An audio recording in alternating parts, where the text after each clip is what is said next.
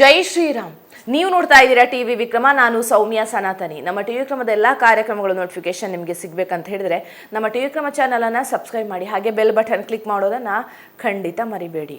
ರಾಷ್ಟ್ರ ರಾಜಧಾನಿ ದೆಹಲಿಯಿಂದ ತುಂಬಾ ಕೆಟ್ಟ ಸುದ್ದಿ. ದೆಹಲಿಯಲ್ಲಿ ಕೆಂಪುಕೋಟೆ ಮೆಟ್ರೋ ಸ್ಟೇಷನ್ ಗೇಟ್ ಸಂಖ್ಯೆ 1 ಸಮೀಪದಲ್ಲಿ ಸಂಜೆ 6:52ಕ್ಕೆ ಒಂದು ದೊಡ್ಡ ಸ್ಫೋಟ ಸಂಭವಿಸುತ್ತೆ. ಈ ಪ್ರದೇಶದಲ್ಲಿ ಸಾಮಾನ್ಯವಾಗಿ ಪ್ರವಾಸಿಗರು ಮತ್ತು ವ್ಯಾಪಾರಿಗಳು ತುಂಬಿರುವಂತಹ ಪ್ರದೇಶ. ಸೊ ಟಾರ್ಗೆಟ್ ಮಾಡಿ ಸ್ಫೋಟಿಸಿದ್ದಾರೆ. ಸದ್ಯಕ್ಕಿರೋ ಮಾಹಿತಿ ಪ್ರಕಾರ ಬ್ಲಾಸ್ಟ್ ಆದ ವಾಹನ ಹ್ಯುಂಡಾಯಿ i20 ಕಾರು, ಹರಿಯಾಣ ರಿಜಿಸ್ಟ್ರೇಷನ್ ಆಗಿತ್ತು. ಇದು ತುಂಬಾ ಭಯಾನಕವಾದಂತಹ ಸ್ಫೋಟ. ತುಂಬಾ ಮೀಟರ್ಗಳವರೆಗೂ ಅದರ ಶಬ್ದ ಕೇಳಿಸಿತ್ತು. ಒಬ್ಬ ಯೂಟ್ಯೂಬರ್ನ ವಿಡಿಯೋದಲ್ಲಿ ಅದು ರೆಕಾರ್ಡ್ ಕೂಡ ಆಗಿದೆ.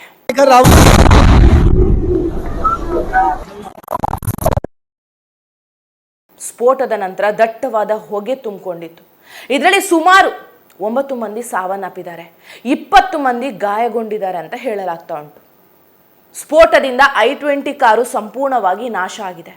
ಅದರ ಜೊತೆಗೆ ಸುತ್ತಮುತ್ತಲು ಇರುವಂತಹ ವಾಹನಗಳು, ಬೀದಿ ದೀಪಗಳು, ಅಂಗಡಿಗಳ ಗಾಜುಗಳು ಸಹ ಹಾನಿಗೊಳಗಾಗಿದೆ. ಘಟನೆಯ ನಂತರ ಕೂಡ ತನಿಖಾ ತಂಡಗಳು ತನಿಖೆಯನ್ನು ಕೂಡ ಶುರು ಮಾಡಿಕೊಂಡಿದೆ. ಪ್ರಾಥಮಿಕ ತನಿಖೆಯಲ್ಲಿ ಕಾರಿನೊಳಗೆ ಸ್ಫೋಟಕ ವಸ್ತುಗಳ ಕುರುಹುಗಳು ಪತ್ತೆಯಾಗಿದೆ. ಇದು ಉದ್ದೇಶಪೂರ್ವಕ ಕೃತ್ಯ ಅನ್ನೋದಂತೂ ಕನ್ಫರ್ಮ್. ಇನ್ನು ಈ ಕಾರಿನ ಹಿಂಭಾಗದ ಪ್ರಯಾಣಿಕರ ಸೀಟ್ನಲ್ಲಿ ಸ್ಫೋಟಕ ಇಟ್ಟು ಸ್ಫೋಟ ಮಾಡಲಾಗಿದೆ. ಈಗ ಕಾರಿನ ಮಾಲೀಕತ್ವದ ಬಗ್ಗೆ ತನಿಖೆ ನಡೆಸಲಾಗ್ತಾ ಇದೆ. ಈ ವೇಳೆ ಈ ಕಾರು ತುಂಬಾ ಸಲ ಮಾರಾಟ ಆಗಿದೆ. ಕೊನೆಯ ನೋಂದಾಯಿತ ಮಾಲೀಕರು ಜಮ್ಮು ಮತ್ತು ಕಾಶ್ಮೀರದ ಪುಲ್ವಾಮಾದವರಾಗಿದ್ರು.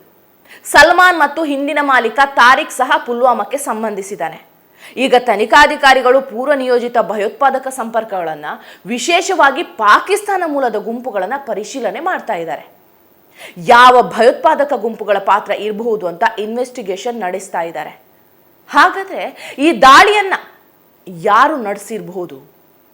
ನೋಡಿ, ರೀಸೆಂಟ್ ಆಗಿ ಭಾರತದಲ್ಲಿ ದಾಳಿ ನಡೆಸುವ ಕುರಿತು ಲಷ್ಕರ್ ಎ ತೊಯ್ಬಾ ಕಮಾಂಡರ್ ಸೈಫುಲ್ಲಾ ಸೈಫ್ನ ವಿಡಿಯೋ ಒಂದು ಸ್ಫೋಟದ ಮೊದಲು ಪ್ರಸಾರ ಆಗಿತ್ತು.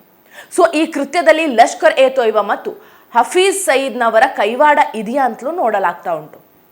ಲಷ್ಕರ್ ಎ ತೊಯ್ಬಾ ಸ್ಥಾಪಿಸಿದ್ದು ಹಫೀಜ್ ಸಯೀದ್.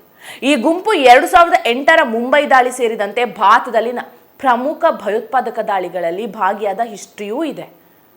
ಇಂಟ್ರೆಸ್ಟಿಂಗ್ ಏನಂದ್ರೆ, ಈ ಸ್ಫೋಟದ ಸ್ವಲ್ಪ ಮೊದಲು ಫರೀದಾಬಾದ್ನಲ್ಲಿ ಭಾರೀ ಪ್ರಮಾಣದಲ್ಲಿ ಒಟ್ಟು 2900 kg ಅಮೋನಿಯಂ ನೈಟ್ರೇಟ್ ಸ್ಫೋಟಕವನ್ನ ವಶಪಡಿಸಿಕೊಳ್ಳಲಾಗಿತ್ತು. ಪೊಲೀಸರು ಸದ್ಯಕ್ಕೆ ಈ 2 ಘಟನೆಗಳಿಗೆ ಸಂಬಂಧವಿಲ್ಲ ಅಂತ ಹೇಳ್ತಾ ಇದ್ರು ಕೂಡ ಸಂಪರ್ಕವನ್ನ ತಳ್ಳಿ ಹಾಕುವಂತಿಲ್ಲ. ಇನ್ನು ಟಾರ್ಗೆಟ್ ಮಾಡಿರುವಂತಹ ಜಾಗ ಹೇಗಿದೆ ನೋಡಿ.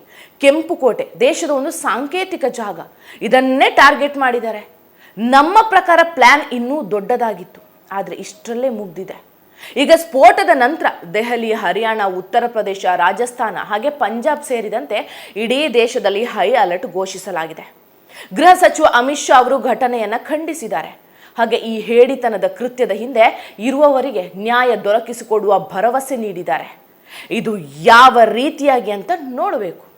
ಯಾಕಂದ್ರೆ ಆಲ್ರೆಡಿ ಭಾರತೀಯ ಸೇನೆ ಹೇಳಿದೆ, ಪಾಕಿಸ್ತಾನ ಈ ಸಲ ಬಾಲ ಬಿಚ್ಚಿದ್ರೆ ಭೂಪಟದಲ್ಲಿ ಅವರ ನಕ್ಷೆಯನ್ನೇ ಬದಲಿಸಿಬಿಡ್ತೀವಿ ಅಂತ. ಸೊ ಇದೇನಾದ್ರೂ ಅವರದ್ದೇ ಕೃತ್ಯ ಅನ್ನೋದು ಸಾಕ್ಷಿ ಸಿಕ್ಕಿದ್ರೆ ಪಾಕಿಸ್ತಾನದ ಕತೆ ಮುಗೀತು ಅಂತಾನೆ ಅನ್ಕೊಳ್ಳಿ. ಟಿವಿ ವಿಕ್ರಮ, ದೇಶ ನಿಮ್ಮ ಕೈಯಲ್ಲಿ. ಈ ಕಾರ್ಯಕ್ರಮ ನಿಮಗೆ ಇಷ್ಟ ಆಗಿದ್ದಲ್ಲಿ ಲೈಕ್, ಶೇರ್ ಹಾಗೂ ಕಮೆಂಟ್ ಮಾಡಿ. ಟಿವಿ ವಿಕ್ರಮದ ಕಾರ್ಯಕ್ರಮಗಳನ್ನು ನಿರಂತರವಾಗಿ ವೀಕ್ಷಿಸಲು ಸಬ್ಸ್ಕ್ರೈಬ್ ಮಾಡಿ, ಬೆಲ್ ಐಕನ್ ಒತ್ತಿ.